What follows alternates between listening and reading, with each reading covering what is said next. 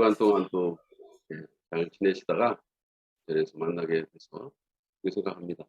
지난 주간에 제가 우리 그 교회에서 후원하는 선교사님이 지금 그 러시아 쪽에서 선교하시는 분이 계신데요. 그 선교사님이 저한테 BBB 이 강사신다고 들었습니다. 그러면서 사모님이 아마 이쪽 출신인 것 같아요. 그 얘기를 듣고 새롭게 또 알게 됐는데 어쨌든 여러분과 만나게 돼서 너무 기쁘게 생각합니다.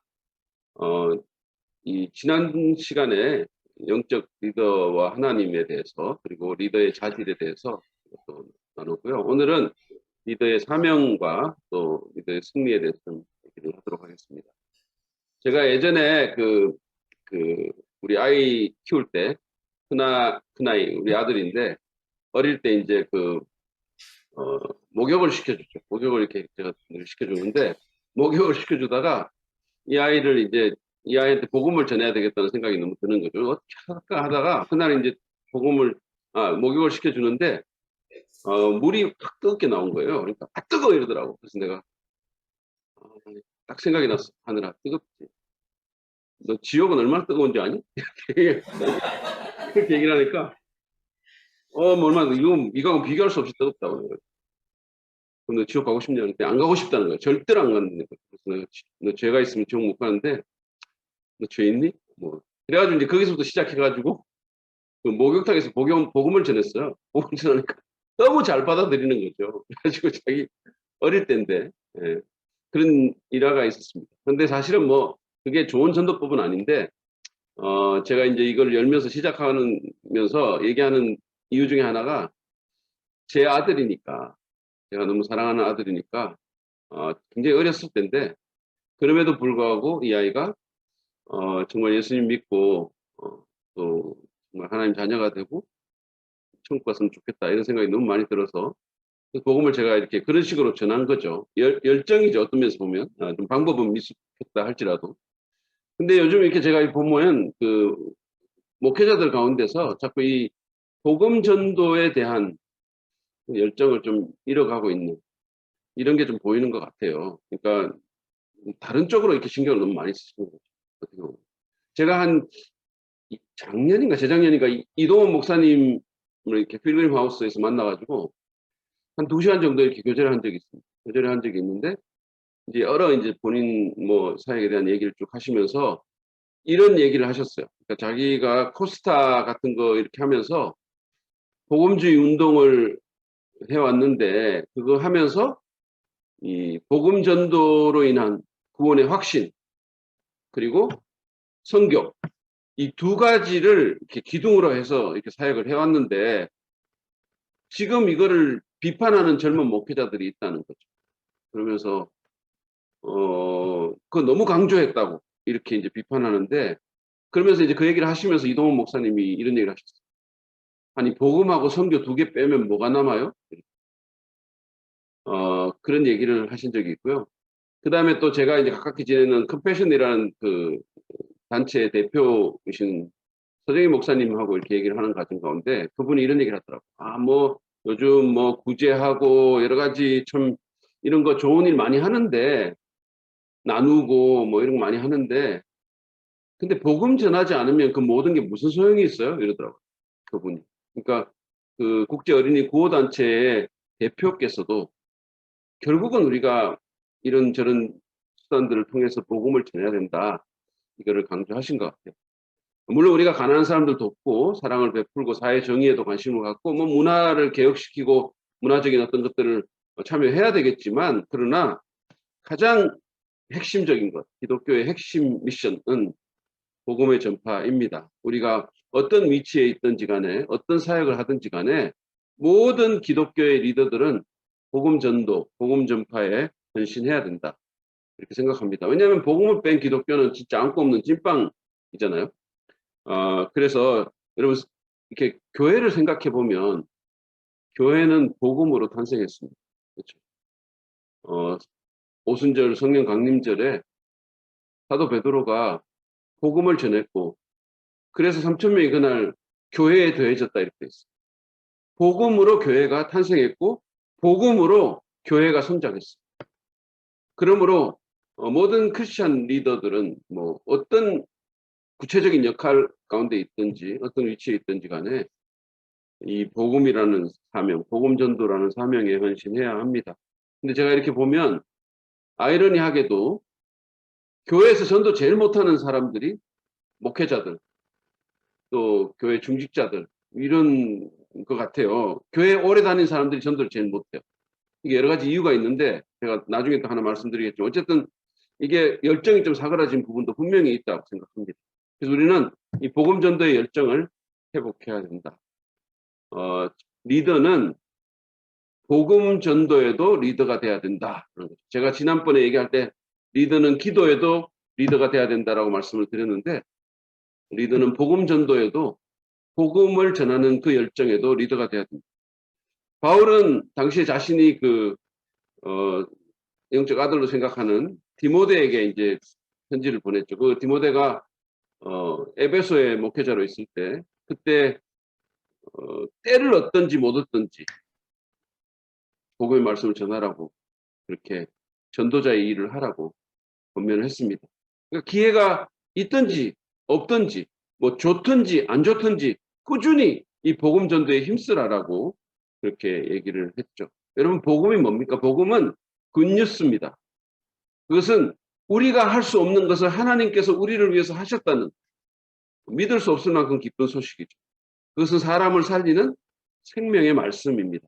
그래서 우리의 영원한 운명을 바꿀 뿐만 아니라 삶의 모든 영역에 영향을 미치는 영향력 넘치는 말씀입니다. 팀 켈러 목사님은 복음은 모든 것을 변화시킨다라고 말했어요. 뉴욕에 가면은요, 그 팀 켈러 목사님 교회가 뉴욕의 맨하탄에 있었는데 지금도 아마 그렇겠죠. 근데 거기 가다 보면 길가에서 이렇게 보여요. Gospel changes everything. 복음은 모든 것을 변화시킨다라고 이렇게 크게 막 이렇게 쓰여져 있습니다. 복음은 모든 것을 변화시킨다. 단지 뭐 우리가 죽어서 천국 가는 것뿐만이 아니라 우리의 삶의 모든 것들을 복음이 터치를 한다는 거죠. 우리 삶의 모든 영역을 복음이 채색한다. 복음은 우리가 자신과의 관계, 다른 사람과의 관계, 하나님과의 관계, 이 모든 관계에 영향을 줍니다. 재정적인 영역, 무슨 개인 어떤 자존감, 심리적인 영역, 모든 영역에 복음이 영향을 미치죠. 복음은 모든 것을 변화시킵니다. 여러분은 예수 믿으시나요? 믿으시길 바랍니다. 그래서 사도행전 그 5장 12절부터 42절에 보면 이제 이 생명의 말씀을 전하는 복음 전도의 얘기가 나옵니다. 그래서 이 본문을 통해서 저는 복음 전도에 대한 레슨을 좀 나누기를 원하는데요. 첫 번째로는 복음을 전할 때 성령께서 능력으로 우리와 함께 하신다라는 거죠.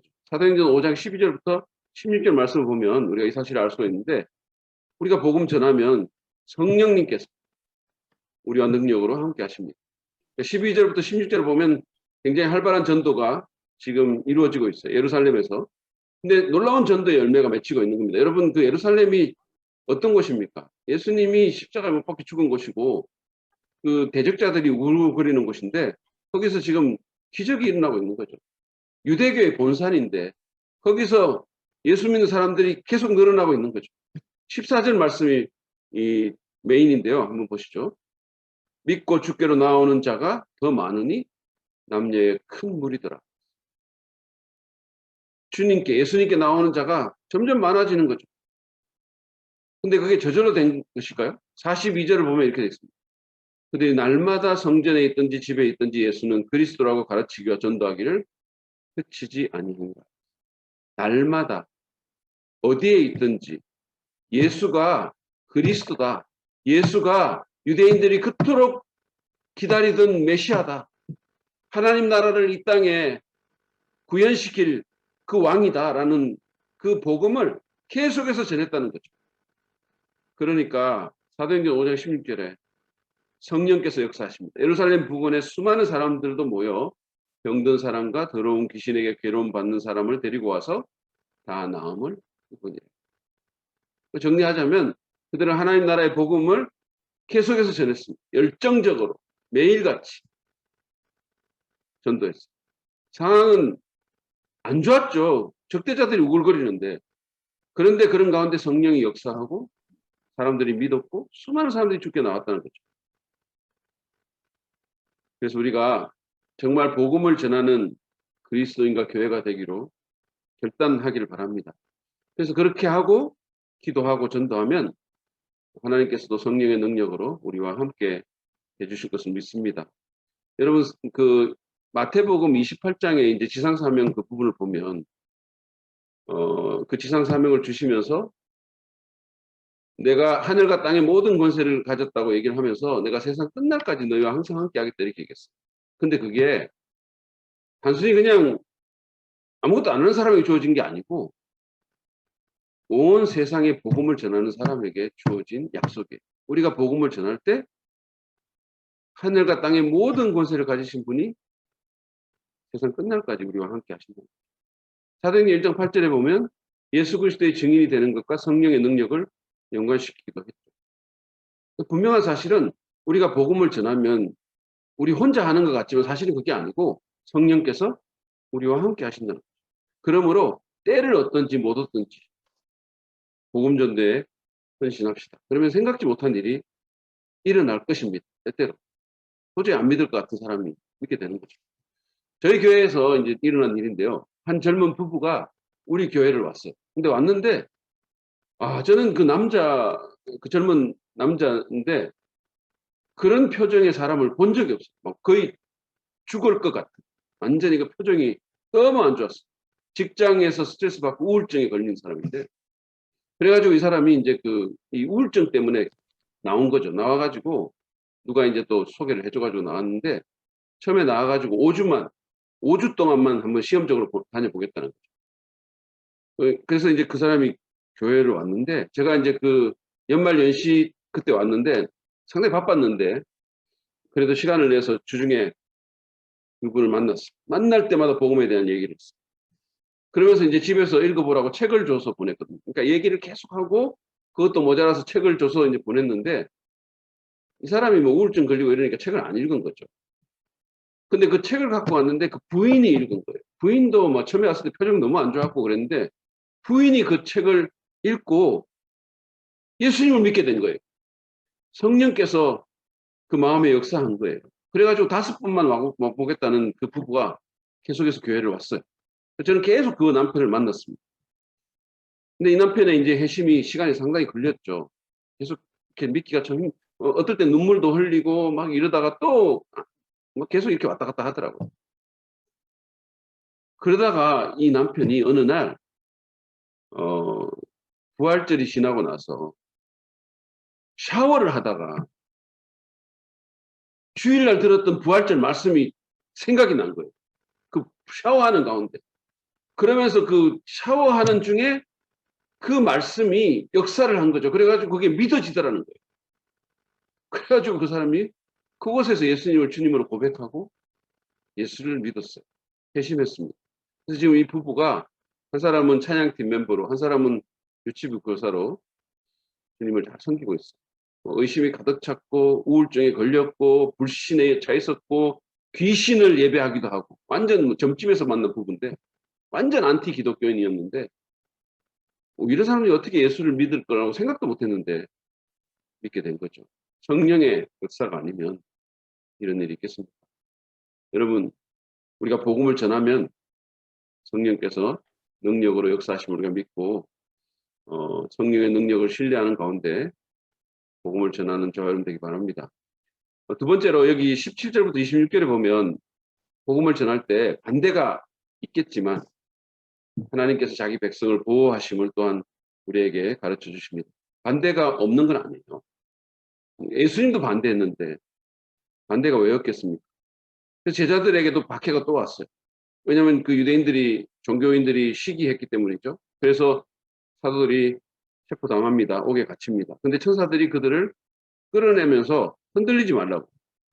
그래서 17절부터 20절에 보면 그런 내용들이 있습니다.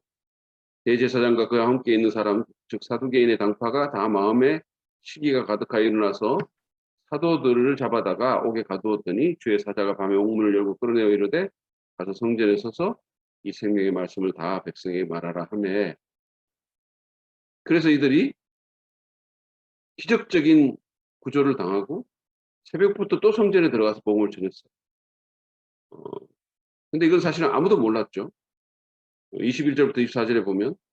그래서 가르치고 있는데 대제사장과 그 함께하는 사람들이 와서 여기 성경에 보니까 공회와 이스라엘 족속의 원로들을 다 모으고 사람을 옥에 보내어 사도들 잡아오라고. 처음에 이제 이 사람들은 성전에서 가르치고 있는데 옥에 있는 줄 알고 데리고 오라고 얘기했는데 가보니까 없는 거예요. 아무도 없는 거죠.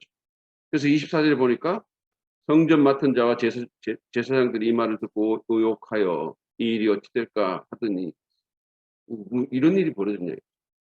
자, 그러면서 이제 25절, 26절에 보면 경비대원들이 이들을 체포합니다. 사람이 와서 알리되 보소서 옥에 가두었던 사람들이 성전에서 백성을 가르치더이다 하니 성전 맡은 자가 부하들과 같이 가서 그들을 잡아왔으니 강제로 못하면 백성들이 돌로 칠까 두려워함이더라. 복음을 전하고 있는 거죠. 옥에 분명히 있어야 될 사람인데 그게 초자연적으로 나온 거죠. 그런데 이들을 어떻게 할 수가 없었다 그랬어요. 왜냐하면 백성들이 지지를 했다는 거죠. 그러니까 이것은 생명 없는 종교와 생명의 복음을 전하는 그 기독교의 차이를 분명히 말해줘. 사람들이 알았다는 거예요. 사람들이 알았고 사람들이 그것들을 지지했다는 거죠. 적용은 이렇습니다. 우리가 복음을 전할 때 반대가 분명히 있어요. 어려움이 없지 않습니다. 거부하는 세력도 있어요. 그러나 그게 마지막 말이 아니라는 거죠. 그래서 우리가 위축되지 말아야 한다. 이렇게 써야 된다는 거죠. 왜냐하면 하나님께서 자기 백성을 돌보십니다. 요즘 이렇게 코로나 사태 가운데 우리 기독교에 대한 일반인들의 인식이 많이 안 좋아졌어요. 전도하기가 상당히 힘들어졌고 반대가 점점점 노골화되고 있어요. 여보세요? 그럼에도 불구하고 여러분 우리가 움츠려들지 말아야 돼요. 왜냐하면 기독교는 지금보다 훨씬 더 적대적인 환경 가운데서 살아남았습니다. 살아남은 정도가 아니라 번성했어요. 예루살렘 이 상황만 보세요. 지금 우리가 이렇게 뭐 좀 반대가 있다 하더라도 이런 식으로 뭐 붙잡아서 옥에 가두고 때리고 이러지 않잖아요. 근데 이런 상황 가운데서도 복음이 번성했다는 거죠. 하나님께서 복음 전하는 자들을 보호하시고 그들 가운데 함께 하셨고. 그래서 우리가 자기 백성을 돌보시는 그 하나님 아버지를 신뢰하고 우리부터 용기를 낼 필요가 있어요. 너무 쉽게 상처받지 말아야 합니다. 저희 교회에서는 이제 토요일 날 뭐 차라든지 또는 핫팩 같은 거 나눠주면서 전도를 하거든요. 거리 전도를 하는데 그거조차 안 받으려고 인상 쓰는 사람들이 있습니다. 위축될 필요가 없어요. 저희 집사람은 그러면 자기만 손해지 뭐 그러면서 이제 딱 그냥 상처를 안 받아요. 그리고 받는 사람에게만 이렇게 열심히 주는 거죠. 안 받는 사람도 있어요.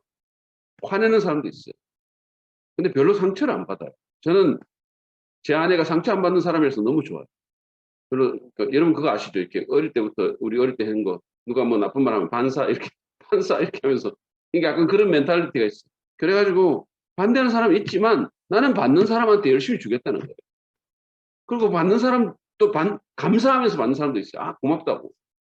그 사람도 있어요. 물어보는 사람도 있어요. 여러분 예수님도 반대받고 십자가에서 죽기까지 했는데 그 제자인 우리가 뭐 왜 안 그러겠어요? 예수님께서 십자가에 못 박히러 예루살렘에 가실 때 성경에서 굉장히 인상적인 표현이 뭐냐면 그 얼굴을 부싯돌처럼 했다 이렇게 얘기했어요. 얼굴에 철판 깔았다는 거예요. 그러니까 우리가 너무 이렇게 너무 예민하지 할 필요는 없다. 물론 상처가 될 수는 있겠죠. 저도 상처받은 적이 있어요. 제가 좀 약간 예민한 성격이라 제가 이제 제 멘토 목사님께서 제가 그분 조력할 때 청년부 사역할 때인데 저한테 그러시더라고요.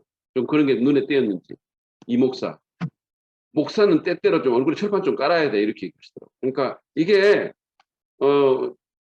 좋은 의미에서 우리가 흔들리지 말아야 될 필요가 있어요. 사실은. 복음 전할 때 뭐 다 좋아하겠어요? 다 뭐 이렇게 웰컴 하겠습니까? 그렇지 않다 하더라도 여러분 너무 주눅들지 말고 하나님이 우리를 돌보신다. 하나님이 우리와 함께 하신다. 믿으시길 바랍니다. 세 번째로 27절부터 39절에 보면 복음을 전하기 위해서 우리는 하나님께만 순종하도록 결심해야 됩니다. 다른 거 보지 말고 우리는 하나님께 순종하겠다. 결과에 너무 연연하지 말고. 이 27절부터 보면요. 산헤드린이라고 유대인들의 그 가장 최고 의사결정 기관이죠. 거기서 이제 사도들을 끌어다가 추궁합니다. 보시면 그들을 끌어다가 공회 앞에 세우니 대제사장이 물어 이르되 우리가 이 이름으로 예수의 이름이죠. 사람을 가르치지 말라고 언금하였으니 너희가 너희 가르침을 예루살렘에 가득하게 하니 이 사람의 피를 우리에게 돌리고자 함이로다 이렇게 말했어요. 그러니까 이렇게 대답합니다. 베드로와 사도들이 대답하여 이르되 유명한 대답이죠. 사람보다 하나님께 순종하는 것이 마땅합니다. 너희가 나무에 달아 죽인 예수를 우리 조상의 하나님이 살리시고 이스라엘에게 회개함과 제사함을 주시려고 그를 오른손으로 높이사 임금과 구주로 삼으셨느니라. 우리는 이 일의 증인이요 하나님이 자기에게 순종하는 사람들에게 주신 성령도 그러하니라 하더라. 여러분 이 구절을 보면요. 이 사람들이 사실은 얼마나 위압감을 느끼겠어요. 이를테면 이게 마치 뭐 일개 교회의 목사가 대한민국의 최고 권력자 앞에 끌려간 거잖아요. 어떻게 보면 국회에 막 수많은 국회의원들 앞에 끌려가가지고 지금 이런 위협을 받는데 굉장히 당당하죠. 그러면서 하나님께 순종하겠다. 우리가 사람 말 안 듣겠다. 이런 어떤 결기를 보이고 있어요. 이것도 굉장히 놀라운데 저는 더 놀라운 게 뭐냐 하면 있잖아요. 이 구절에서 이런 상황 가운데서도 이 사람들이 복음을 전하고 있다는 거죠. 그들에게. 그죠? 그냥 단순히 내가 하나님께 순종하겠다 이렇게 말한 게 아니에요. 30절부터 31절은 복음의 엑기스입니다. 너희가 나무에 달아 죽인 예수를 우리 조상의 하나님이 살리셨다. 예수님이 십자가에 못 박혀 죽으셨다가 부활했다는 거예요. 왜? 이스라엘에게 회개함과 죄사함을 주시려고. 그래서 그를 오른손으로 높여서 왕으로 구주로 삼으셨다. 이렇게. 그 하나님 나라의 복음이 그 짧은 순간에 이 위협받는 순간에 전한 거예요. 이 사람들이. 복음에 대한 열정을 볼 수 있어요. 그러면서 자기들이 이 일의 증인이라고. 그리고 성령도 그렇다고. 그러니까 참 놀랍죠. 이런 게 너무 놀라운 것 같아요. 이러니까 복음이 전에 그 적대적인 환경 가운데 마땅히 교회가 사실은 죽어야 되는 그런 상황인데 교회는 사실은 사회학적으로 보면 완전히 사라져야 되는 거거든요. 근데 살아남았죠. 살아남을 정도가 아니고 번성했어요. 이런 열정이 있었기 때문이에요. 자, 이런 상황 가운데서 이제 그럼에도 불구하고 그들이 큰 어려움에 처할 수 있었는데 도움이 옵니다. 38절 39절에 보면 존경받는 랍비오 교법사인 가말리엘이라는 사람이 이렇게 말하죠. 이제 내가 너에게 말하는 이 사람들을 상관하지 말고 버려두라. 이 사상과 소행이 사람으로부터 났으면 무너질 것이요 만일 하나님께로부터 났으면 너희가 그들을 무너뜨릴 수 없겠고 우리가 하나님을 대적하는 자가 될까 하노라 하니 40절에 보니까 그들이 옳게 여겨 사도들을 불러들여 채찍질하며 예수의 이름으로 말하는 것을 금하고 놓으니 하나님께서 이 가말리엘이라는 사람의 이성을 사용하시도록 이끄신 거죠. 왕의 마음도 움직이시는 하나님께서 유대교 지도자들의 마음을 움직이시고 사도들을 보호해 주셨어요.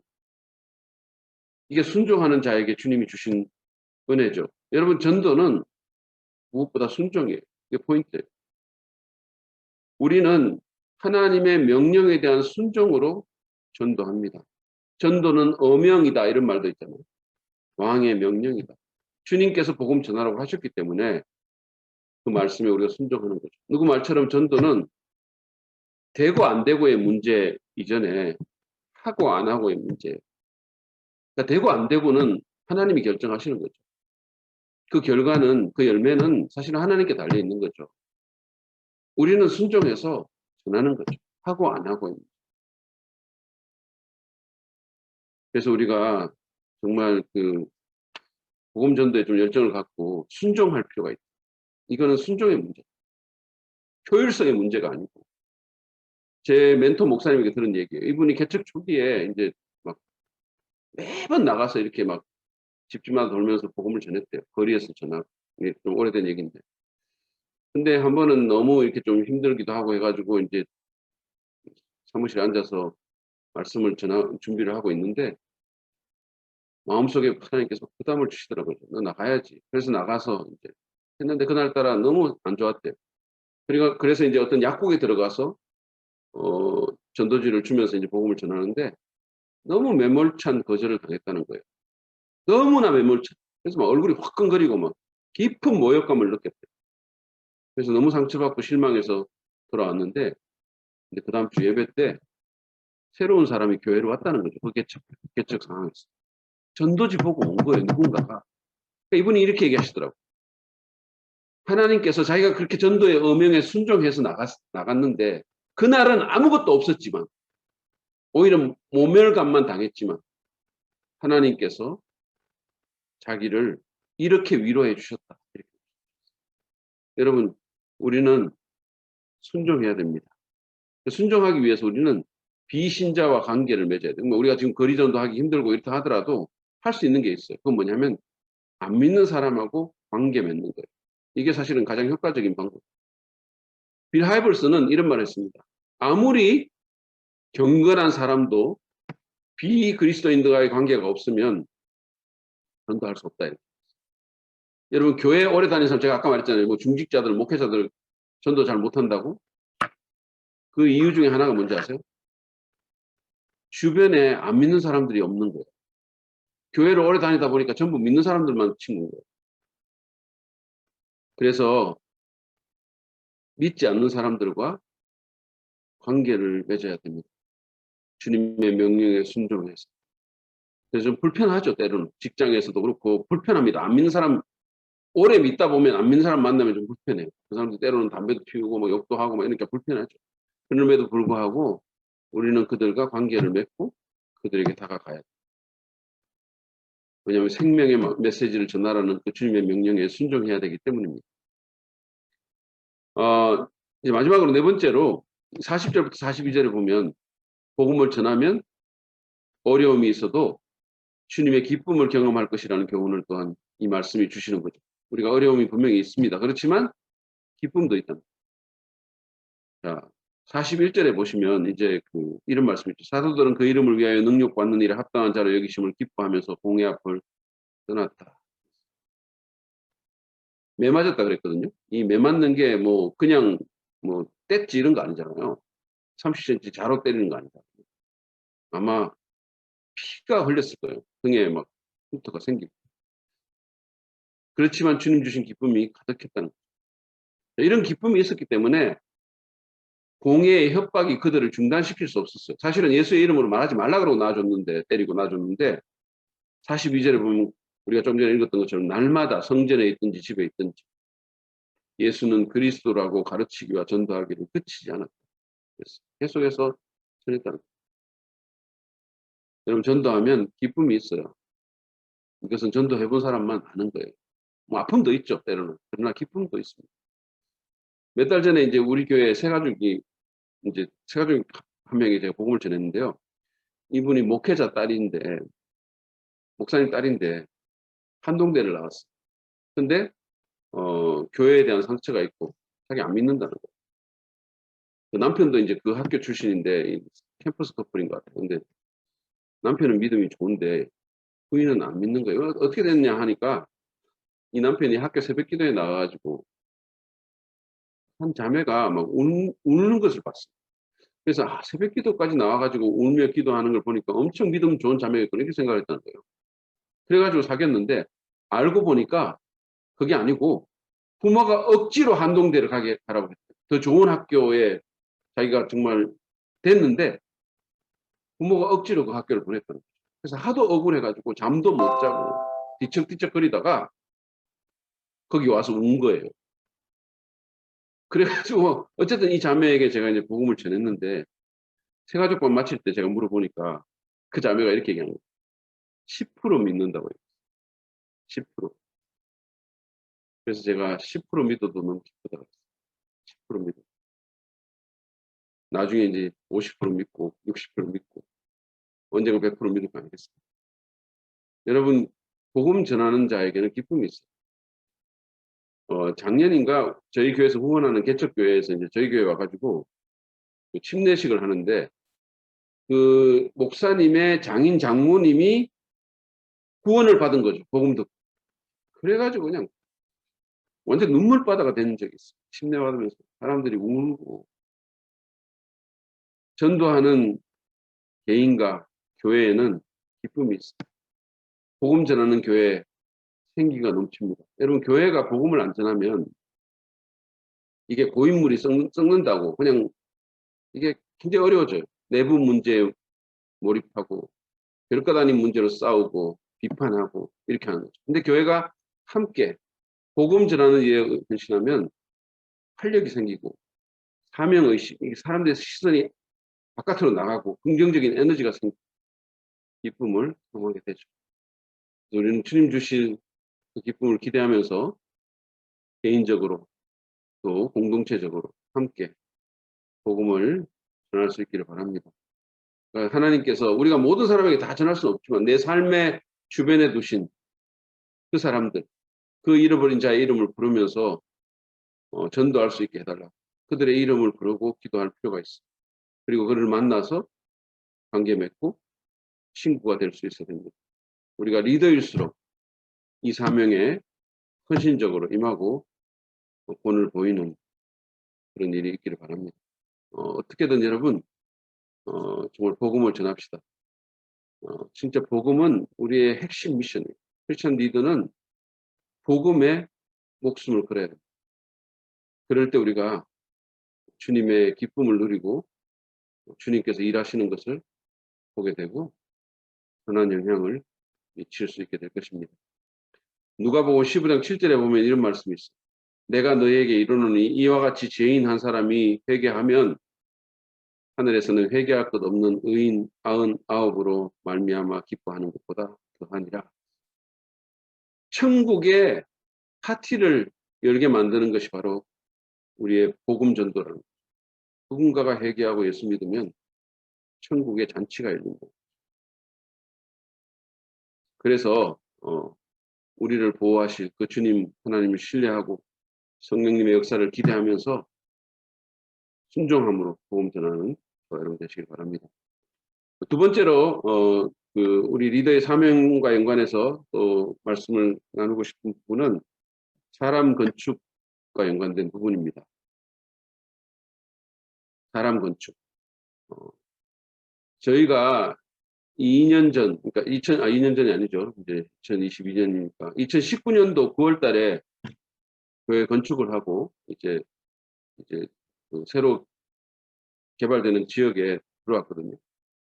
제가 이제 그 전까지는 건축에 대해서 잘 모르다가 그걸 하면서 건축에 대해서 좀 알게 됐어요. 제 친구가 설계를 했는데 이 친구가 세계적으로 좀 유명한 설계자입니다. 제가 예전에 청년 때 복음 전했던 친구예요. 근데 이 친구가 우리 교회를 이제 설계를 하게 된 거죠. 하나님의 섭리라고 생각해요.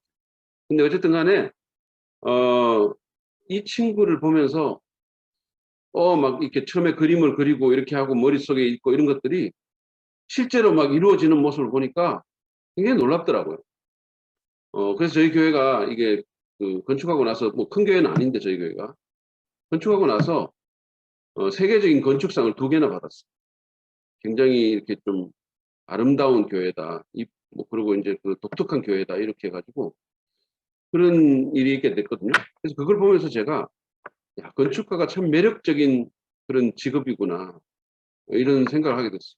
그러면서 이제 그 여러 가지 막 아이디어들 있잖아요. 사람들이 그곳에서 예배하고 우리 아이들이 또 주님 섬기고 뛰어놀고 이런 것들, 그다음에 우리가 또 도서관을 통해서 이웃들을 섬기고 이런 것들을 잘 고려를 해가지고 적재적소에 배치를 해가지고 이거를 만들어 나가는 모습들이 너무 매력 있게 있어가지고 야, 내가 목사가 안 됐으면 건축가가 됐으면 참 좋았겠다 이런 생각이 들 정도였었어요. 그런데 여러분 참 이 빌딩을 건축하는 것도 의미 있고 매력적이지만 그런 사람 건축이 더 의미가 있죠. 특별히 우리가 영적 리더는 사람을 세우는 일에 관심을 가져야 되고 사명감을 가져야 됩니다. 예수님을 향해서 누군가가 이렇게 얘기했어요. 사람에 중독된 분. 예수님은 사람에 중독된 분이다. 이런 얘기를 했습니다.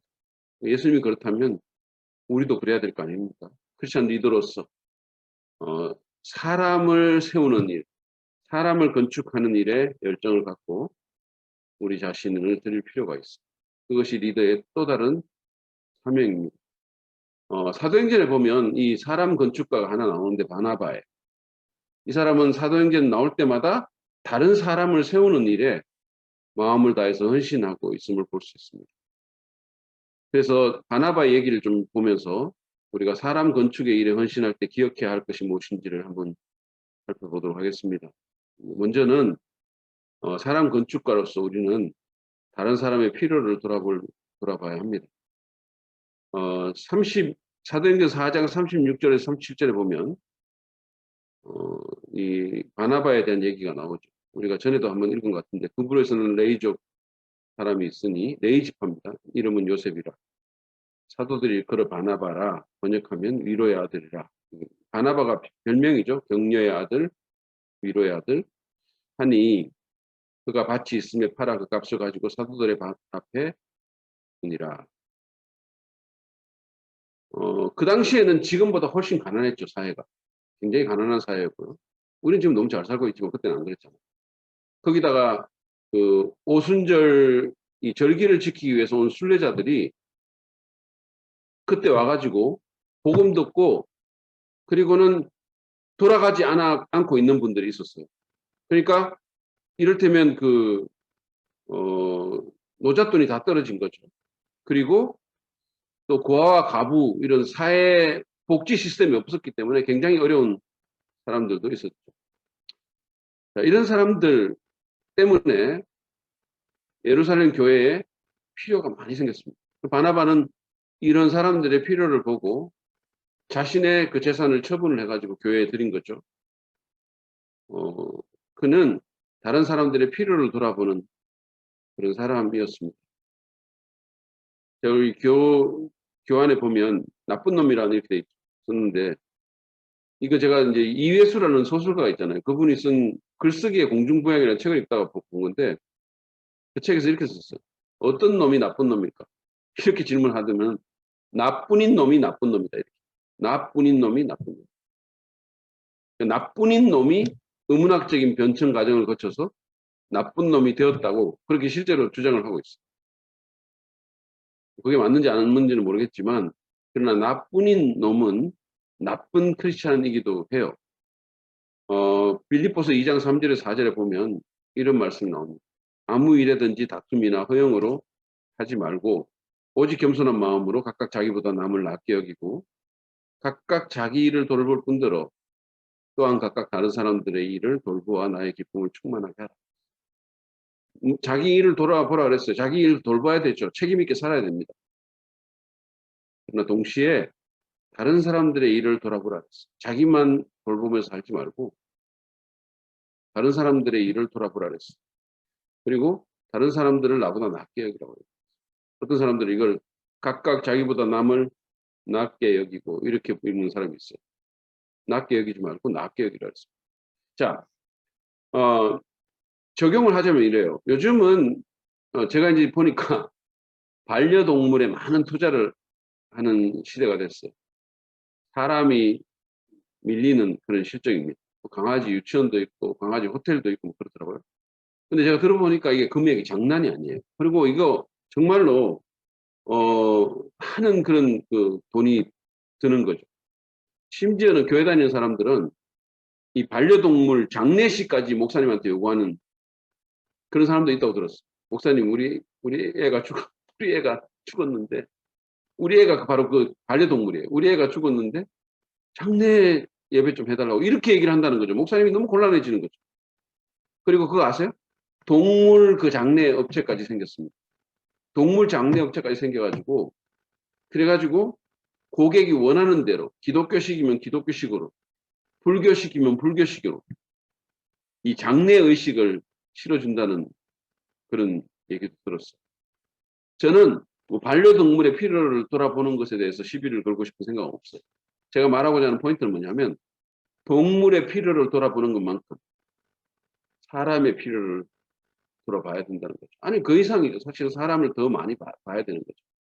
제가 예전에 컴패션 어떤 집회가 있어가지고 이제 어디 모임에 간 적이 있는데 그때 그 이성미 씨, 개그우먼인 이성미 씨가 무슨 사회를 봤어요. 그러면서 그분이 이런 말을 했습니다.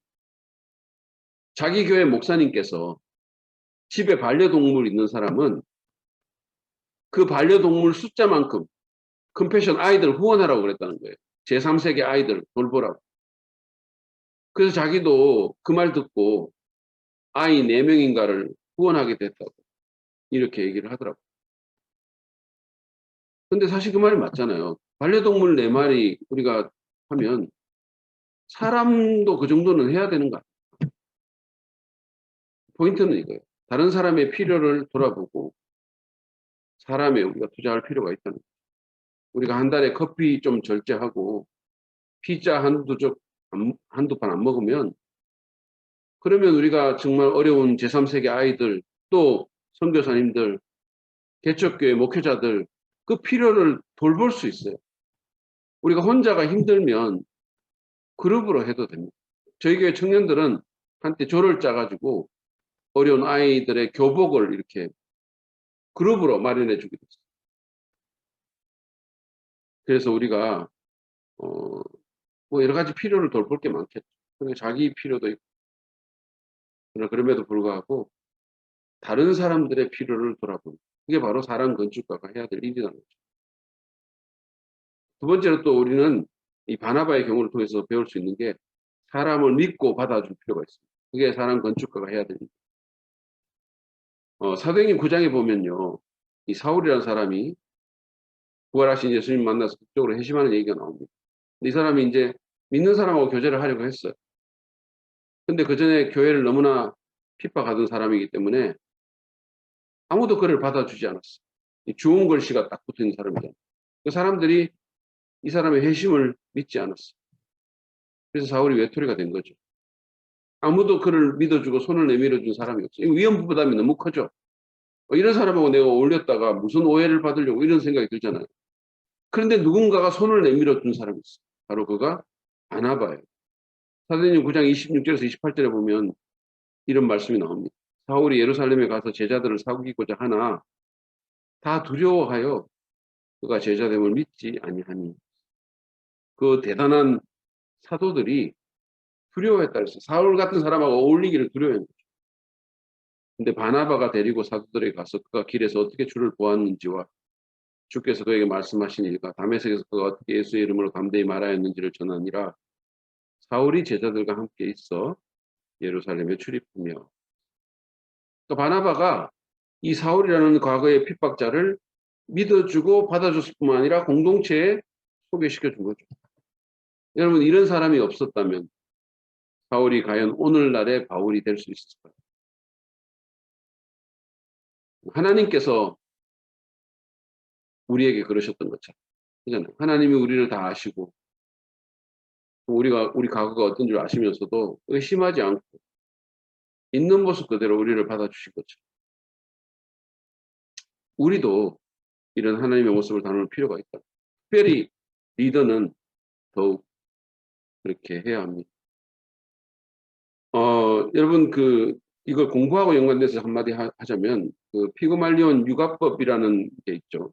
지속적인 믿음과 기대를 가지고 칭찬의 말을 끊임없이 해주면 상대방의 기대만큼 변화하게 한다는 그 피그말리온 효과를 육아법에 공부법에 활용하는 건데 서울대 교육학과인 신종호 교수라는 사람이 서울대 교직적성 이수학생 120명을 대상으로 공부를 잘하게 된 원인에 대한 조사를 했어요. 그랬더니 58%에 달하는 70명이 부모의 신뢰를 꼽았다고 합니다.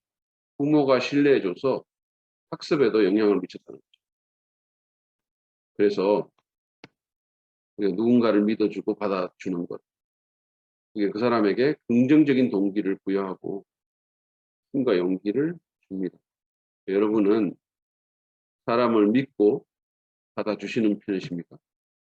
하나님이 그러셨던 것처럼 우리 주변에 있는 사람들, 우리 가족들, 자녀들 있는 모습 그대로 받아주시나요? 실패한 사람들, 그들에게 두 번째 기회를 우리가 기꺼이 줍니까? 2002년도에 히딩크 감독이 좀 떠올라요. 여러분도 아마 기억하시겠지만, 보신 분들은. 이탈리아 전, 16강 전인 것 같은데, 안정환 선수가 PK 실축했잖아요.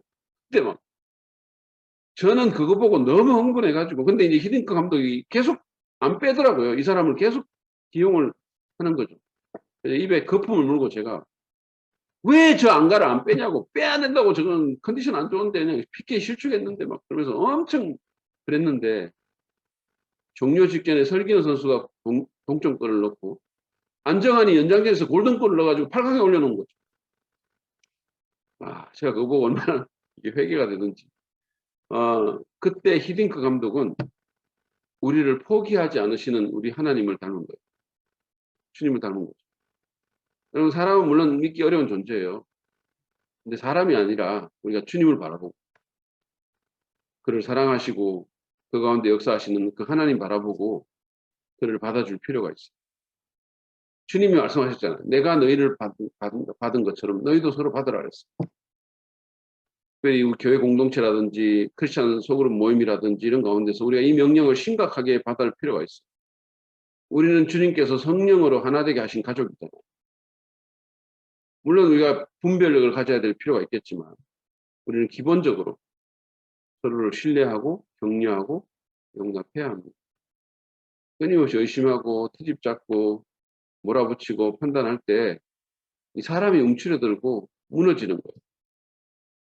근데 따뜻한 마음으로 받아주고 정말 믿어주고 손잡아주면 사람이 세워지는 거죠.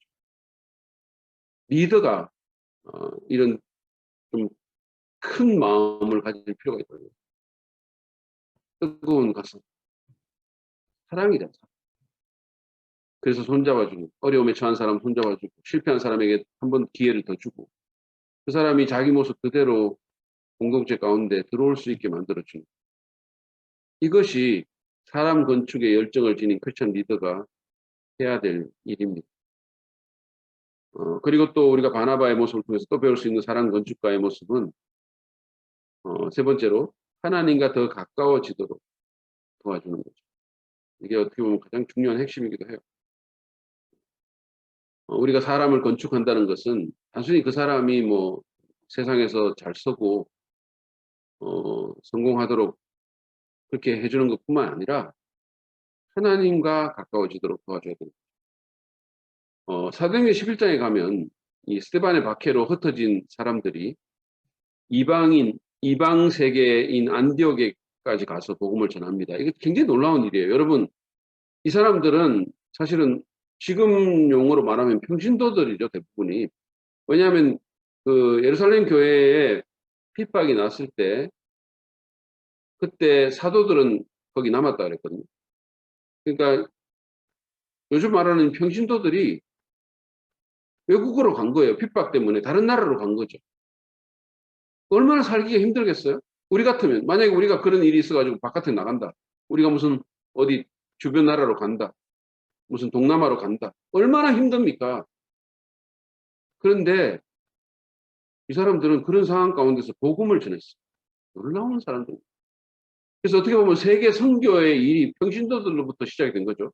그래가지고 이방인들에게 복음을 전합니다. 그러니까 이를테면 그 예루살렘이라는 그 안에서 유대인 그 인종적인 바운더리 안에 머물러 있던 기독교가 물론 이제 그 전에 빌립을 통해 사마리아에게 나가지만 이방인들에게 나가는 것은 이 평신도들이 안디옥에 가가지고 이방인에게 복음을 전하는 거죠.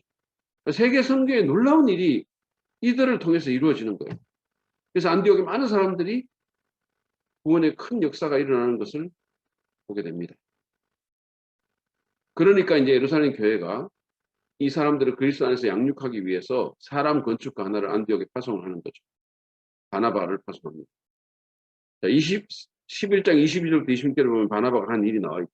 예루살렘 교회가 이 사람들의 소문을 듣고 바나바를 안디옥까지 보내니 그가 이르되 하나님의 은혜를 보고 기뻐하여 모든 사람에게 굳건한 마음으로 주와 함께 머물러 있으라 하니 이게 자기들끼리 평신도들이 복음 전해가지고 하나님의 은혜가 그 가운데 역사하고 사람들이 예수 믿고 너무 좋은 일이 난 거죠. 자, 그러니까 바나바가 24절에 바나바는 착한 사람이요 성령과 믿음이 충만한 사람이라 이에 큰 무리가 죽게 더하여지더라.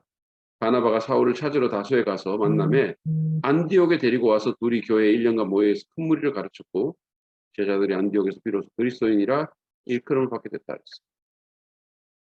바나바가 이 안디옥에 있는 사람들을 단순히 그냥 복음 듣고 예수 믿는 것으로 끝난 게 아니라 하나님께 더 가까워지도록 도와줬어요. 그 사역의 결과로 어떻게 됐어요? 안디옥 성도들이 그곳에서 처음으로 그리스도인이라는 명칭을 얻은 거죠. 크리스티아노스, 그리스도의 사람. 복수형으로는 크리스티아노이죠. 그리스도의 사람들. 이런 명칭을 얻은 거예요. 이건 외부인이 붙여준 겁니다. 여러분, 자기들이 붙인 게 아니에요. 이 사람들을 바라본 사람들이 바깥에서 이 사람에게 그리스도를 연상케 하는 무언가가 보인 거죠. 그들이 하나님께, 그리스도에게, 주님께 가까이 갔음을 보여주고 있는 거죠. 제가 예화와 적용을 말씀을 드리겠습니다. 제가 153 가정예배라는 그 책을 작가한테 받았는데 그 책에 보면요. 딸과 아들이 추천서를 썼어요. 참 희한한 책이죠. 지소연 작가라는 사람이 쓴 건데 그 아들과 딸이 자기 엄마가 쓴 책에 추천서를 썼어요.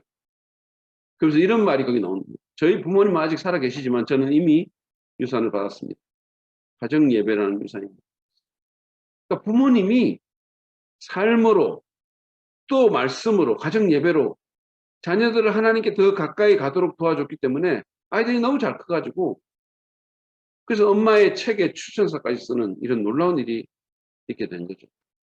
오늘 대한민국의 많은 부모님들이 자녀의 학업 성적을 올리는 데는 엄청난 열정을 줍니다. 그런데 하나님께 그 아이를 가까이 가게 하는 일에는 그렇게까지는 신경을 안 쓰는 거예요. 제가 섬기는 신학교를 졸업한 한 제자가 있는데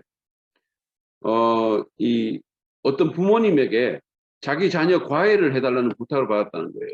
근데 이 과외가 영어, 수학 이런 게 아니고 자기 자녀 성경 과외 좀 해달라고. 그래서 굉장히 그 돈을 후하게 주시더라는 거죠. 그 주면서 자기 자녀 성경 과외 좀 해달라고. 성경 말씀 좀 가르쳐달라고. 그 부모는 적어도 이 아이가 하나님께 가까이 가는데 관심이 있었던 부모죠. 뭐가 중요한지를, 뭐가 정말 우리 인생을 더 견고하게 세워주는지를 제대로 알았던 사람입니다. 그 부모는 그야말로 사람 건축가라고 생각이 들어요. 개인적으로, 여러분 가정에서, 또 교회에서 사람들이 그냥 다른 사람 뒤통수 보고 예배하고 가는 게 아니라 내 주변에 있는 사람들, 우리 다음 세대들 정말 돌아보면서 그들이 하나님께 더 가까이 가도록 정말 이렇게 도와주는 저와 여러분 되기를 바랍니다. 믿음을 도와주고 말을 하더라도 시간을 보내더라도 그냥 아무 의미 없이 뜻없이 하는 게 아니라 저 사람이 하나님께 좀 더 가까이 갔으면 좋겠다. 그런 마음을 갖고 그것을 도와주기 위해서 애를 쓰면 그때 우리가 사람 건축가가 되는 거죠. 학교와 직장과 사업장에서도 마찬가지예요. 단순히 내가 그냥 직장에서 돈 벌고 사업 뭐 성공하고 이게 아니라 그걸 통해서 어떻게든 사람들이 하나님께 더 가까이 갈 수 있도록 애를 쓰는 그런 일이 있기를 바랍니다. 여러분들은 그런 일들을 충분히 잘하고 있다고 저는 생각해요. 정말 제가 미국에서 원래 이제 그 일반 대학원에 유학을 갔거든요. 물리학과로. 갔을 때 하나님께서 제 마음속에 그런 마음을 주신 거죠. 그 당시에 그 물리학과에 이제 한국 학생들이 여러 명 있었거든요. 그 대부분 부부였는데 너무 이 삶이 피폐했어요. 경쟁도 심하고 너무 사람들의 마음이 막 피폐해져 가지고 그래서 제가 어떤 마음이 들었냐면 이 사람들 우리 집으로 좀 초청해 가지고 식사 교제하면서 좀 이렇게 믿음에 대한 얘기를 좀 해줘야 되겠다 이런 생각이 들더라고요. 그래서 불러가지고 정말 이렇게 처음에는 놀고 뭐 같이 밥도 먹고 테니스도 치고 그러다가 우리 같이 좀 이렇게 믿음에 대한 얘기 좀 하자. 많은 사람들이 모였던 생각이 나요. 상담도 제가 해줬어요. 같은 대학원생이었어요. 우리가 어디에 있든지 삶의 모든 현장에서 우리는 이 일에 사람들을 도와줄 수 있어요. 하나님은 어디에나 계시고 성령은 어디서나 역사하시니까 우리가 어디에 있든지 사람들이 하나님께 더 가까이 가도록 돕는 그런 우리가 되기를 바랍니다. 여러분, 사람만이 영원합니다. 바나바가 그냥 자기만을 위해서 뭐 사는 거 아니잖아요. 자기만을 위해서 좋은 거 누리고 그렇게 안 살았죠. 그 사람은 사람에게 열정을 갖고 자신의 인생을 투자했죠. 사람의 가치를 알았기 때문이죠. 예수님께서 사람들을 위해서 십자가에 못 박혀 죽으신 것을 그가 알았죠. 믿었죠. 그리고 사람만이 영원한 것을 인식했기 때문이죠. 우리가 보는 모든 것들 다 사라지죠. 그렇잖아요? 여러분 영원한 건 없죠. 예전에 다이아몬드는 영원하다 이런 말이 있었는데 정확하지 않아요. 다이아몬드 영원하지 않습니다. 사람만이 영원합니다. 다른 모든 것은 다 순간적인 거죠. 그러므로 사람에게 열정 품고 우리 인생을 투자하는 것이 가장 현명하다고 생각합니다.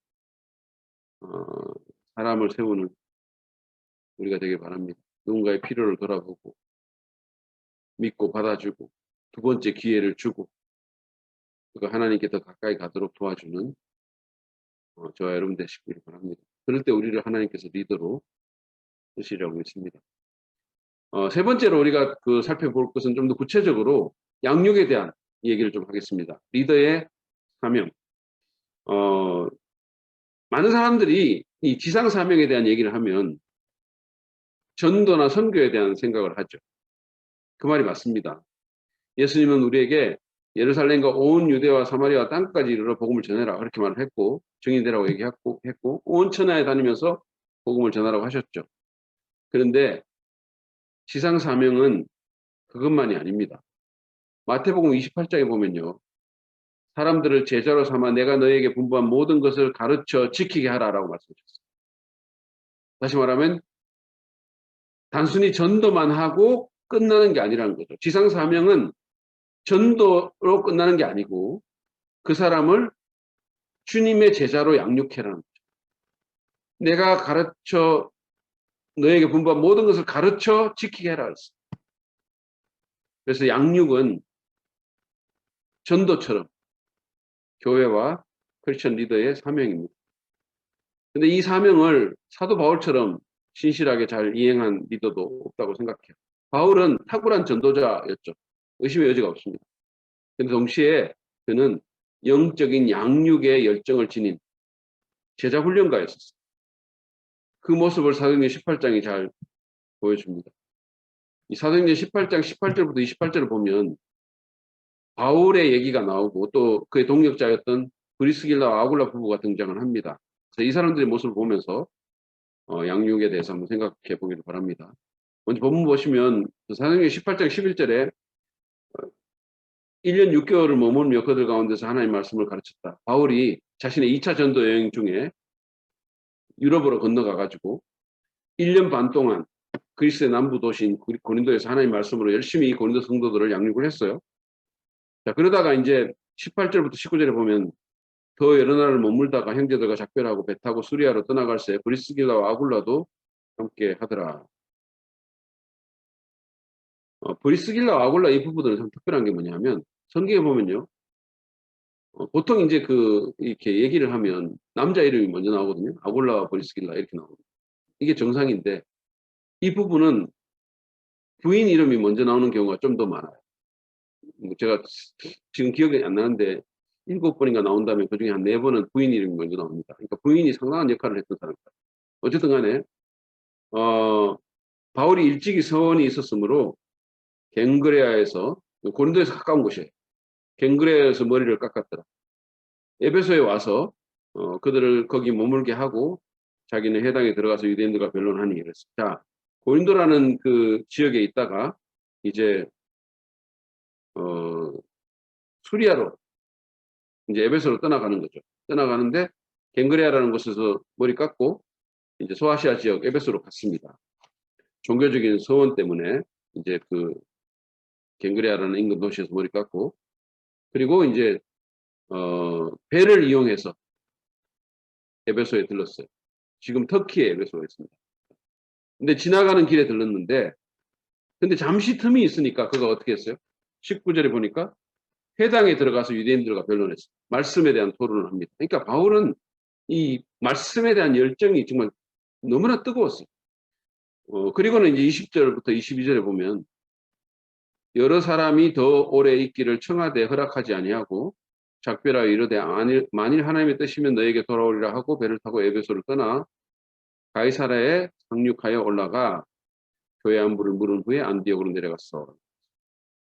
자, 이제 에베소를 이제 떠나죠. 그가 고린도에 있다가 고린도 인근 도시 갱그레아에서 머리 깎고 그리고는 이제 소아시아 지역으로 유럽에서 소아시아 지역으로 건너가 가지고 에베소에 있다가 에베소를 떠나는데 이제 이때 다른 데 보면 이 브리스길라와 아굴라 부부를 남겨두고 가요.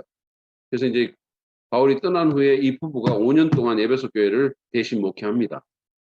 그러니까 바울이 떠나면서 어떻게 했냐면 그냥 떠난 게 아니고 든든한 양육자를 남겨두고 간 거죠. 사람들을 제자로 세울 수 있는 양육자를 남겨두고 왔습니다. 그러고 이제 자기는 가이사르를 거쳐가지고 자기를 파송했던 그 안디옥으로 돌아갔어요. 자, 그러다가 18장 23절을 보시면 얼마 있다가 떠나 갈라디아와 부르기아 땅을 차례로 다니며 모든 제자를 굳건하게 하리라 했어요. 자, 안디옥은 저 밑에 있어요. 이따가 이제 다시 터키 지역으로 가가지고 지금의 터키 지역으로 가서 1차 전도 여행 때 돌아갔던 곳이죠. 전도했던 교회도. 그러니까 바울이 사실은 그 자기를 파송했던 안디옥 교회에 가서 얼마나 기뻤겠어요. 얼마나 그곳에 있는 성도들하고 좀 이렇게 기쁨의 해우를 많이 나누고 싶었겠어요. 근데 오래 있을 수가 없었던 거죠. 왜냐하면 자기가 전도했던 교회들 생각이 났던 거예요. 교인들이 계속 떠올랐던 거죠. 그들을 좀 뭔가 양육하고 싶었던 생각이 드는 거예요. 그래서 그쪽으로 간 거죠. 옛날에 빌리 그레함 목사님이 이런 말을 했대요. 그분이 이제 대규모 전도 집회를 하잖아요. 근데 내비게이터를 창시한 도슨 트롯맨이라는 사람이 있어요. 그분한테 연락을 했다는 거죠. 자기를 좀 도와달라고. 왜? 뭘 도와달라고 했냐면 자기가 오늘 복음 듣고 자기 전도 집회에 와서 복음 듣고 예수 믿겠다고 영접한 사람들이 오늘 밤에 무슨 일을 하는지 잠이 안 온다는 거죠. 그래서 내가 전도만 할 게 아니라 당신이 좀 그 전도된 사람들 좀 이렇게 맡아가지고 양육 좀 해달라고. 그런 유명한 일화가 있어요. 바울이 그런 어떤 마음이죠. 그래가지고 지금 전도한 지역으로 가가지고 여기 보면 모든 제자를 굳건하게 했다 이렇게 돼 있어요. 양육했다는 거죠. 그들을 다시 가르치고 양육했어요. 바울은 양육의 중요성을 알았던 사람. 거기에 대한 열정이 있었던 사람. 자, 그러면서 이제 또 이제 24절부터 보면 바울 얘기가 잠깐 이렇게 접어두고 이제 다른 얘기가 나옵니다. 에베소의 얘기가 나와요. 사도행 18장 24절. 알렉산드리아에서 난 아볼로라 하는 유대인이 에베소에 이르니 이 사람은 언변이 좋고 성경에 능통한 자라. 그래서 이제 에베소 얘기를 하는데 누가가 여기에 이제 아볼로라는 한 유명한 주가 났어요. 알렉산드리아 출신입니다. 알렉산드리아라는 도시는 이집트의 알렉산더 황제가 세운 도시예요. 엄청난 크기의 도서관이 있었던 그 당시 세상의 지적 센터였는데 거기 출신의 그 아볼로라는 사람이 언변이 좋고 성경에 능통한 자, 아주 그 재능이 있었던 사람이고 이 사람이 이제 성경에 능통하다는 말은 구약 성경을 의미하죠. 18장 25절에 이렇게 돼 있어요. 그가 일찍이 주의 도를 배워 열심으로 예수에 관한 것을 자세히 말하며 가르치나 요한의 세례 또는 침례만 알 따름이다 그랬어요. 이 사람이 아주 재능이 많고 구약 성경을 잘 알았는데 이 지식이 완전하지 않았어요.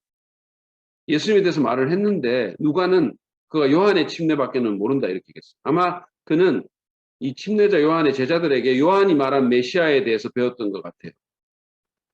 그러니까 예수님이나 예수님의 사도들로부터 예수님과 그분의 복음에 대해서 온전히 배우지 못하고 요한의 제자들로부터 간접적으로 부분적으로 배웠다는 거죠.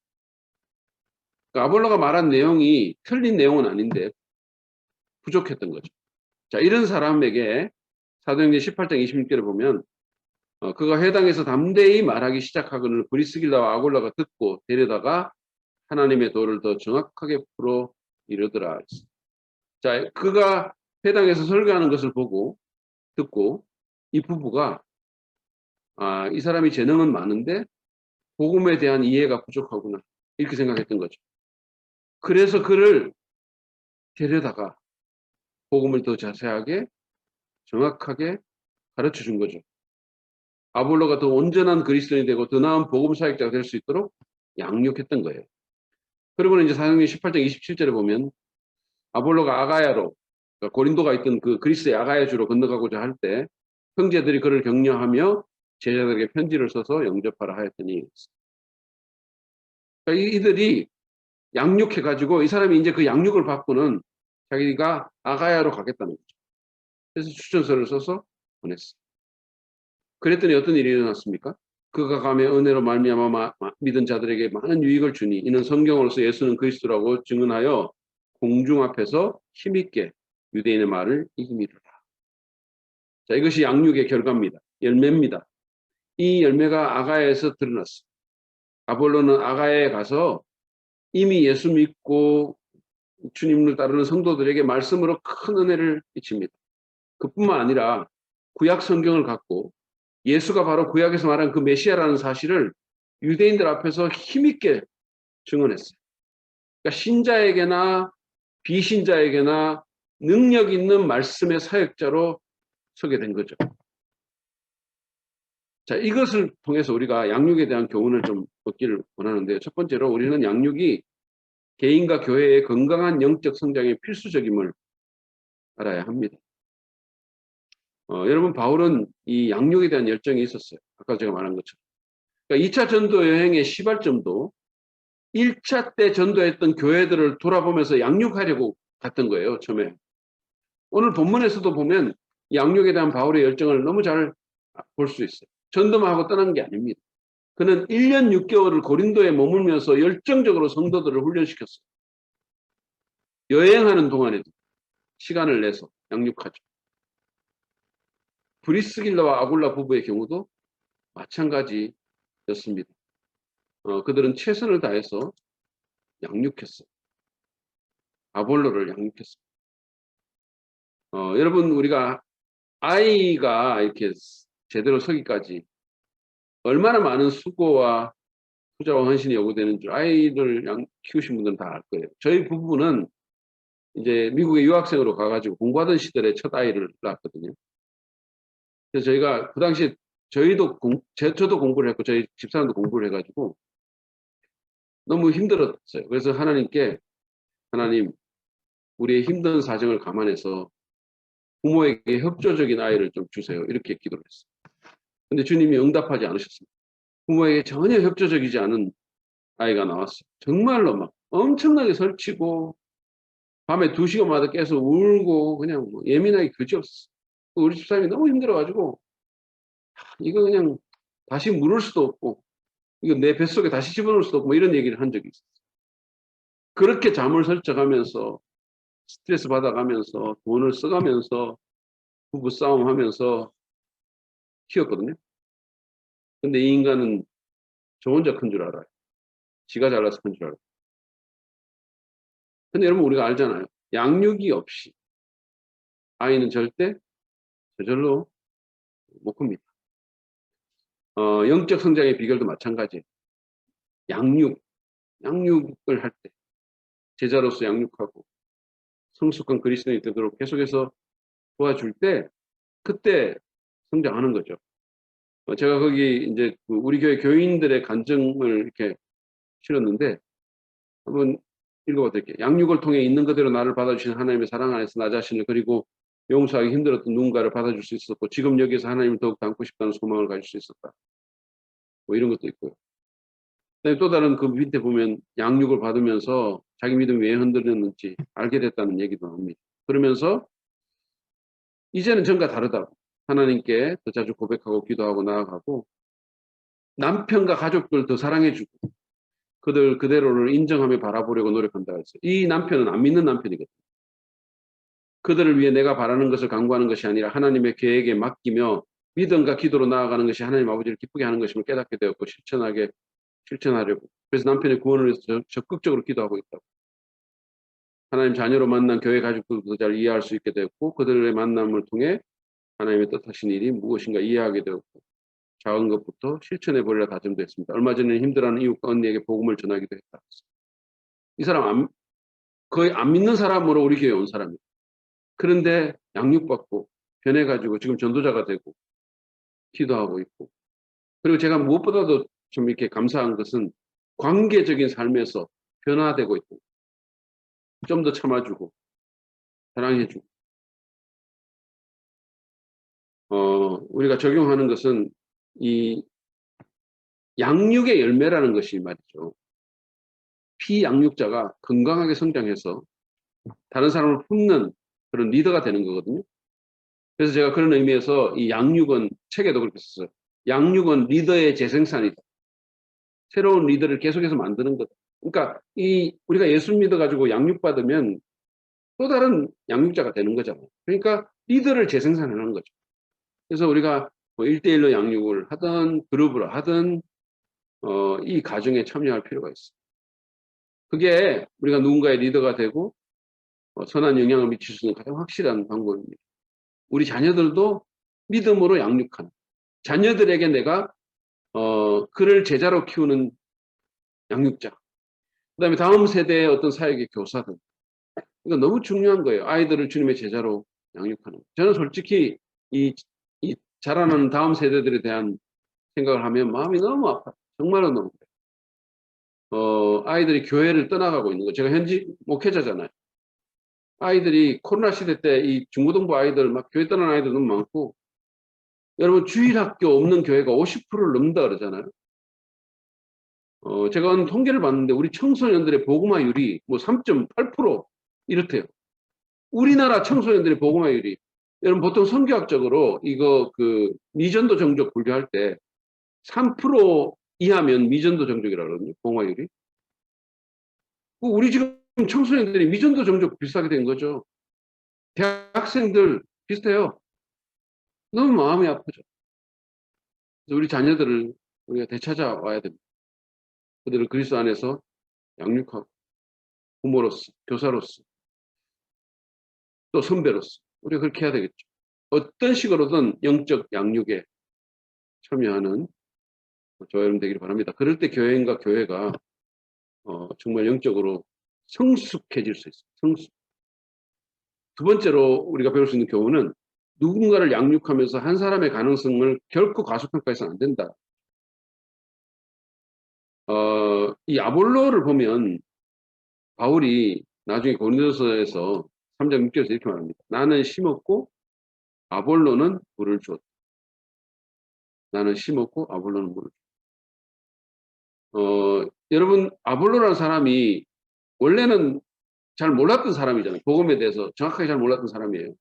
근데 이 사람이 양육받고 아테네로 가가지고 아가야로 가가지고 그래가지고 후일 이 고린도 교회의 가장 유력한 설교자가 된 거죠. 심지어 그는 영적 거장인 바울에 비견되는 그런 사역자가 된 거죠. 나는 심었고 바울은 심었고 아볼로는 물을 줬다. 그래서 나중에 이게 좀 안 좋은 얘기긴 하지만 고린도 교회에 파가 나눠져서 분파가 생겼을 때 바울파도 있었지만 아볼로파도 있었어요. 이거는 마치 지금 신학교를 갓 졸업한 우리 교회 전도사가 이찬수 목사님과 어떻게 비견되는 거하고 같은 거죠. 아볼로가 엄청나게 큰 사역자로 성장한 겁니다. 이것은 브리스길라와 아굴라의 양육에 힘입은 바가 크다는 거예요. 그들의 복음적인 양육이 없었다면 후일의 아볼로는 없었을 겁니다. 예수님도 베드로에 대해서 이 가능성을 받잖아요. 데리고 예수께로 오니 예수께서 보시고 이르시되 네가 요한의 아들 시몬이니 장차 게바라 하리라 하시니라. 게바는 번역하면 베드로라 했어. 예수님께서 이 베드로라는 사람, 이 시몬의 가능성을 보고 아람어로 게바라고 했는데 이게 이제 그리스어로는 베드로, 헤테로스, 반석이라는 뜻이에요. 그를 보고 그 가능성을 본 거죠. 여러분 한 사람은 그냥 한 사람이 아닙니다. 하나님의 형상으로 창조된 존귀한 존재예요. 그 한 사람을 구원하기 위해서 예수 그리스도께서 십자가에 달리셨고 그 한 사람 안에는 하나님께서 심어두신 잠재력이 있고 그를 향한 전능자 하나님의 계획이 있습니다. 그가 양육의 손길을 통해서 어떤 사람이 될지 우리는 아무도 모르는 거예요. 달라스 신학교에서 오랫동안 교수로 섬겼던 하워드 핸드릭스라는 유명한 그 교수님이 계세요. 이분이 찰스 윈돌이라는 학생을 양육했는데 대학교 졸업장도 없고 연구생으로 신학교에 온 이 사람이 나중에 미국에서 가장 존경받는 설교자 중에 하나로 전 세계에 알려진 크리스찬 리더로 베스트셀러 작가가 될 거라고 상상해나 했겠습니까?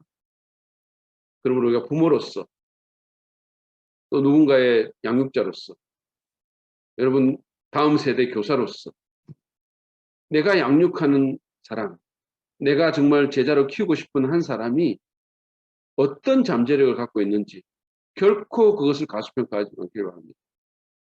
한 사람을 귀하게 여기고 정말 천명처럼 대할 때 그 사람이 예수님의 제자로 교회 리더로 하나님 나라의 지도자로 세워줄 수 있음을 믿으시기 바랍니다.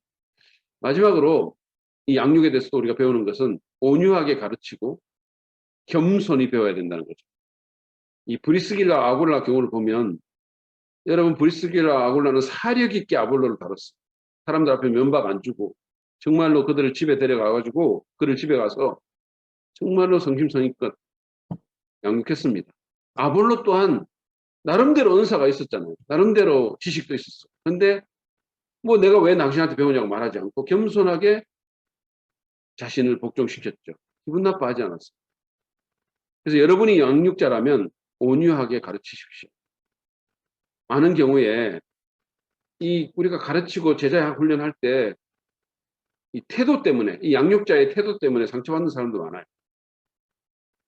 존중할 수 있어야 돼요. 정말로 온유하게 가르쳐야 됩니다. 제가 청년 때 어떤 전도사님한테 양육을 받았는데, 제자 훈련 받았는데, 내용은 생각이 안 나요. 근데 그분이 저를 대하는 태도, 제게 베푼 사랑은 지금도 남아있어요.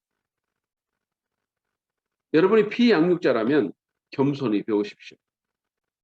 영어로 teachable attitude라는 말이 있어요. 이 teachable이라는 말이 직역을 하면 teach라는 가르친다는 말에 ABLE가 붙었으니까 가르칠 수 있는 이런 뜻이지만 정확한 의미는 배우려는 이런 의미예요. 배우려는 태도가 teachable attitude예요. 제가 그 신학교 다닐 때 목회 인턴십을 했는데 그 나중에 인턴십이 끝나면 저를 양육했던 멘토와 그다음에 이제 저의 인턴십의 대상이 됐던 교인들이 저를 평가하는 평가서를 작성하거든요. 근데 평가서에 보면 이 사람이 배우려는 태도가 있는 사람입니까? 라는 항목이 있었어요. Is he or she teachable? 배우려는 태도가 없는 사람은 성장할 수가 없는 거죠. 배우려는 태도가 없는 사람은 효과적인 리더가 될 수가 없어요. 여러분 우리는 예수님의 태도로 사람들을 양육해야 됩니다. 그리고 받아야 돼요. 예수님은 자기 자신을 일컬어서 나는 마음이 겸손하고 온유하다. 그러면 겸손히 배우고 온유하게 가르치는 것은 예수님 태도를 갖는 거죠. 바울은 빌립보서 2장에서 그리스도 예수의 마음을 가지라 했는데 그 마음이 바로 태도로 번역하는 영어 성경도 있어요. 예수의 태도를 가지라고. 우리가 어떻게 보면 내용보다도 태도가 더 중요해요. 내용보다 태도가 더 중요해요. 예수님의 태도를 갖고 양육하고 배웁시다. 그리고 그런 태도를 갖게 해달라고 기도합시다. 결론을 맺겠습니다. 여러분 예수님은 학위를 따지도 않았고 무슨 큰 재산을 갖고 있지도 않았고 건물을 남기지도 않았어요. 무슨 책을 쓴 것도 아니고 대형교회 목회한 것도 아니고 총회장 같은 지위에 오른 것도 아니죠. 그분은 소수의 평범한 제자들을 양육하는데 공생의 시간의 대부분을 바치셨습니다. 그리고 그게 그분이 남긴 전부였었어요. 근데 그 소수의 별 볼 일 없는 제자들을 통해서 예수님의 영향력이 폭발적으로 전파가 됐죠. 그렇죠? 그리고 마침내 로마 제국이 그 앞에 굴복하는 놀라운 일이 있게 된 겁니다. 이것이 양육의 영향력이에요. 그러므로 여러분 그분의 제자된 우리도 예수님처럼 양육에 헌신합시다. C.S. 루이스의 말 거기 마지막에 나와 있죠. 교회는 오직 사람들을 그리스도께로 이끌어 작은 그리스도로 만들기 위해 존재한다. 이 일을 하지 않는다면 건물도 성직자도 선교도 설교도 심지어 성경까지도 시간 낭비에 불과하다. 누군가가 작은 그리스도가 되도록 양육에 힘씁시다. 양육이 건강한 영적 성장에 필수적임을 인식하고 한 사람의 가능성을 절대 가속화하지 말고 온유하고 겸손한 태도로 이 일에 헌신합시다. 이것이 크리스찬 리더의 지상 사명임을 인식하는 저와 여러분 되시기 바랍니다. 네, 우리 첫 번째 강의를 이것으로 마치도록 하겠습니다.